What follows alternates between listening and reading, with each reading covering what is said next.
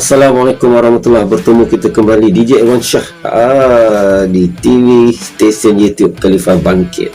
Okey, macam mana anda? Baru-baru ni saya dah upload video tentang lokasi percutian di Bukit Larut. Anda dah pergi ke? Ataupun masih dalam perancangan lagi? Terutama anda yang baru saja mengakhiri zaman bujang anda, baru saja bernikah, lagi inilah peluang nak bawa isteri pergi honeymoon. Subhanallah. Baiklah, untuk video kali ini saya pandukan pada beberapa rakan-rakan kita yang DM saya, katanya, bang, macam mana lah nak pergi bercuti bang, nak pergi bercuti tapi masalah rumah tangga selalu bergolak, bergaduh, macam-macam, panas katanya. Tolonglah bang, cuba cari info yang boleh bantu kami, punca-punca rumah tangga mengalami keretakan, pergolakan dan sebagainya. Okey, insyaAllah. Baiklah, untuk kali ini saya DJ Irwan Shah nak kongsi dengan anda antara 20 sebab musabab kenapa rumah tangga kita sering jadi pergolakan, tak tenang, panas dan sebagainya. Mungkin ada punca-puncanya. Jangan anda pula terlalu cepat melafazkan perceraian. Pertahankan rumah tangga anda, cari punca-puncanya. InsyaAllah dengan cara kita menghindari punca-punca tersebut, rumah tangga dihadiri oleh tetamu-tetamu Allah yang dipanggil sebagai malaikat rahmat, maka insyaAllah lepas ni tak perlu nak gaduh-gaduh lagi. Tingkatkan kasih sayang dalam rumah tangga, penuh keromantisan. Tapi sebelum tu jangan lupa subscribe, share dan like video-video di YouTube channel Khalifah Bangkit. Assalamualaikum warahmatullahi wabarakatuh. Saya DJ Irwan Shah. Kepada anda, terima kasih kerana sudi follow dan subscribe YouTube Khalifah Bangkit.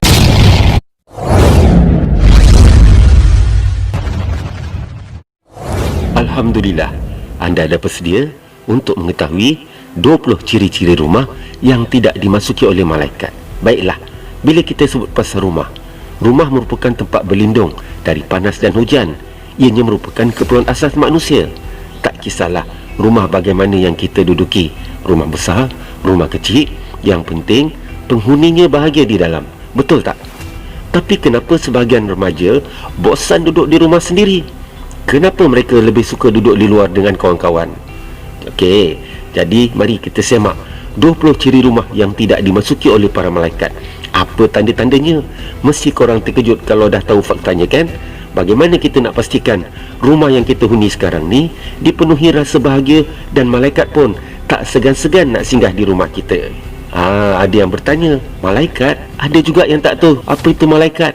Baiklah, sebelum kita lanjutkan kepada ciri-cirinya, sedikit info untuk kita bersama. Malaikat ni merupakan makhluk ciptaan Allah yang gaib. Ia tidak mempunyai nafsu dan fikiran. Ia tidak berbapa, tak beribu dan juga tidak beranak. Malaikat hanya mengerjakan apa yang diperintahkan oleh Allah SWT kepada mereka. Malaikat ni ada banyak, tapi hanya 10 saja yang wajib kita ketahui. Beriman kepada malaikat termasuk dalam rukun iman yang kedua. Jadi, setiap orang Islam yang mengaku Muslim harus dan wajib mengimani kewujudan malaikat. Assalamualaikum warahmatullahi wabarakatuh. Kita kembali kepada topik kita, antara rumah yang tidak dimasuki malaikat. Okey, yang pertama, mesti anda rasa sweet sangat bila dapat hadiah daripada orang yang disayangi. Terutama yang couple-couple ni. Walaupun yang couple tu tak eloklah dia elakkan kalau berkouple ni tunggu dah nikah baru kita couple. Okey, tapi story kita bukan pasal couple. Story kita pasal hadiah teddy bear, anak patung. Tahukah anda, jika dalam rumah ada banyak anak patung dan teddy bear ni, ada ulama' beritahu malaikat tak masuk rumah. Tapi jika teddy bear tu ataupun anak patung dijadikan barang permainan untuk kanak-kanak, mungkin boleh. Tapi kalau untuk sekadar perhiasan, kalau boleh kita cubalah elak-elakkan. Tunggu yang kedua.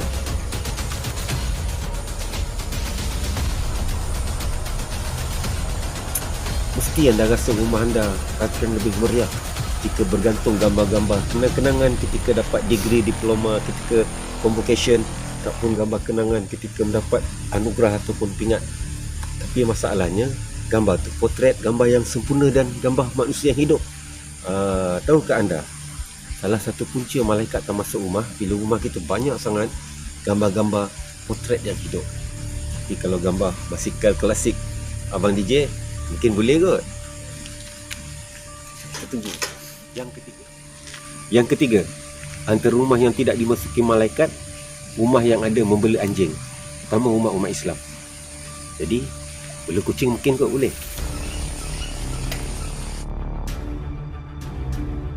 Poin yang keempat, antara rumah yang tidak dimasuki malaikat. Dalam satu riwayat hadis, ada mengatakan sebaik-baik rumah adalah rumah yang di dalamnya ada anak yatim yang diperlakukan dengan baik, dan seburuk-buruk rumah orang Muslim adalah rumah yang diperlakukan perkara yang buruk kepada anak-anak yatim. Dan untuk orang yang berlaku buruk kepada anak-anak yatim, tempat mereka adalah neraka Allah SWT. Jadi antara rumah yang tidak dimasuki malaikat adalah rumah yang menganiaya anak-anak yatim. Dalam surah An-Nisa ayat 10, Allah SWT berfirman, mafhumnya, sesungguhnya orang-orang yang makan harta-harta anak yatim dengan cara penganiayaan, maka apa yang mereka makan di akhirat kelak adalah api neraka, dan mereka akan masuk ke dalam neraka sa'ir. Poin yang kelima, antara rumah yang tidak dimasuki oleh malaikat adalah rumah yang ahli rumahnya bersubahat dan bersekongkol dengan harta riba. Jauhilah oleh kalian 7 perkara yang menghancurkan, yakni maksudnya 7 dosa besar. Mereka, yakni para sahabat, bertanya, apa saja wahai Rasulullah? Baginda SAW bersabda, menyekutukan Allah, sihir, membunuh jiwa yang diharamkan oleh Allah SWT, memakan riba, makan harta anak yatim, berpaling dari medan perang, dan menuduh wanita mukminah yang baik-baik berbuat kekejian, yakni zina. Hadis riwayat Al-Bukhari dan Muslim. Larangan memakan harta riba juga berlaku bagi orang yang membayar atau memberi riba kepada orang lain, baik secara individu maupun keuntungan seperti faedah bank, gadaian dan sebagainya. Jadi apabila kita beli rumah, membeli kereta, bahkan hari ini membeli makanan untuk barang dapur rumah pun bersubahat dengan riba. Jadi bila ada harta riba, malaikat tak masuk rumah.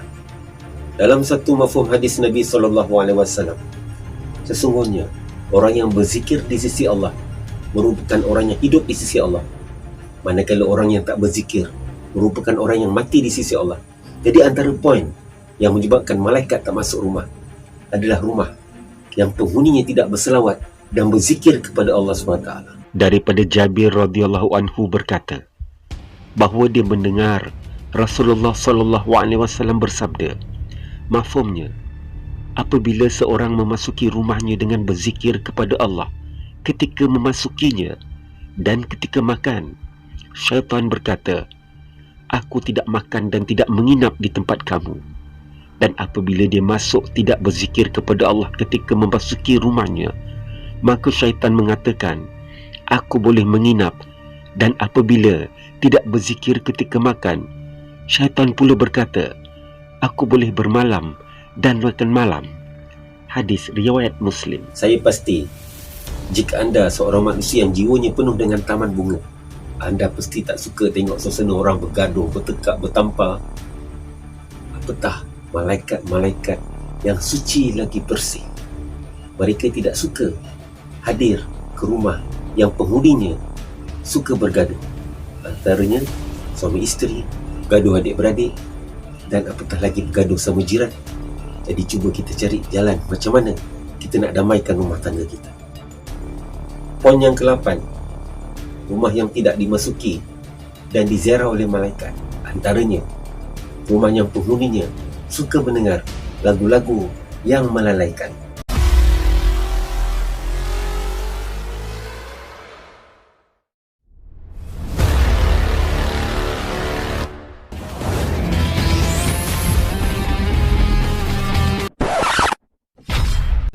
Yang ke-9, malaikat tidak akan masuk ke rumah yang ada loceng.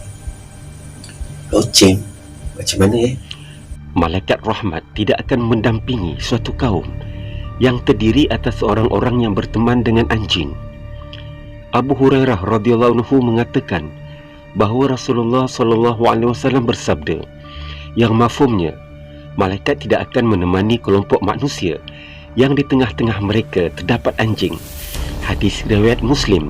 Imam Nawawi rahmatullah alaih dalam pendapatnya berkata, hadis di atas memberikan petunjuk bahawa membawa anjing dan loceng pada perjalanan merupakan perbuatan yang dibenci dan malaikat tidak akan menemani perjalanan mereka. Poin yang ke-10, mungkin agak sedih dan janggal jika berlaku dalam rumah orang yang bernama Islam. Tapi nak buat macam mana? Bila iman dah lemah, yang halal menjadi haram, yang haram menjadi halal. Antara rumah yang malaikat tak masuk, iaitu rumah yang penghuninya meminum arak. Walau hanya setitik dan tidak memabukkan, arak tetap haram. Dalam Al-Quran, Allah SWT berfirman yang mafhumnya, hai orang-orang yang beriman, sesungguhnya arak, judi, berhala dan undian adalah kotor. Itu perbuatan syaitan. Oleh kerana itu, jauhilah ia supaya kamu bahagia. Syaitan hanya bermaksud untuk mendatangkan permusuhan dan kebencian di antara kamu disebabkan khamar, yakni arak dan judi, serta menghalangi kamu ingat kepada Allah SWT dan solat. Adakah kamu tidak mahu berhenti? Surah Al-Ma'idah ayat 90 dan 91. Poin yang ke-11, malaikat juga tidak akan masuk di rumah yang penghuninya menjadikan rumah mereka pot untuk bermain judi dan untuk menyembah berhala. Hukum bermain judi jelas haram, tetapi tetap digemari oleh kebanyakan mereka yang mahu hidup cepat kaya dengan mudah.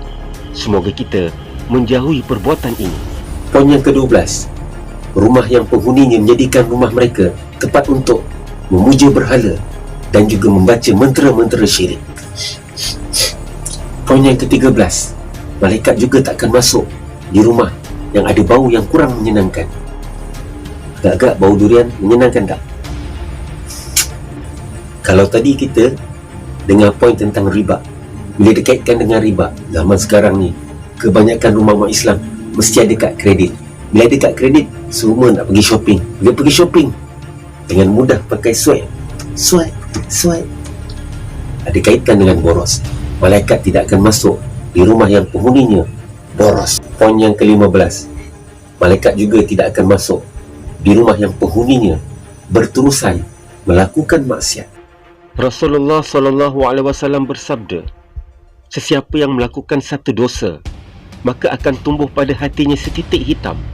Sekiranya dia bertaubat, akan terkikislah titik hitam itu daripada hatinya.